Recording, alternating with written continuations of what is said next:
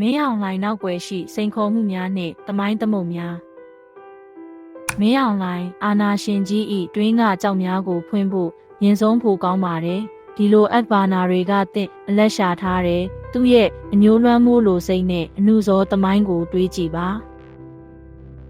မင်းအောင်လှိုင်သည်ရိုဟင်ဂျာအပြစ်ခတ်မှုနှင့်တိုင်းရင်းသားကဏ္ဍပျက်စီးမှုတွင်ပါတူးညိုင်ခဲ့သည်ဟုဆွဆွဲခြင်းများရှိသည်သူ၏စစ်အာဏာရှင်ရဲ့ကာလဒေသခံများ၏အတန်များသူ၏ဒေသဒဏ်များကိုမှန်ကန်မှုကိုဖော်ထုတ်ရန်ကျွန်တော်တို့အကြည့်အာရုံထားလော့တယ်။ကြာဆုံးလာသောသူတို့၏မေးခွန်းများနှင့်အသက်ရှင်ရပ်တည်မှုအပေါ်ပြည့်စုံတဲ့အတည်ပြုချက်များနှင့်အတူပြီးပြည့်စုံသောပုံစံကိုတင်ပြသည့်ဆွဲဆောင်မှုရှိသောဇာတ်ကြောင်းများသည်လူခွင့်ရေးအားစတေးထောင်ရန်နှင့်တာဝန်ယူမှုအတွက်တိုက်တွန်းသည်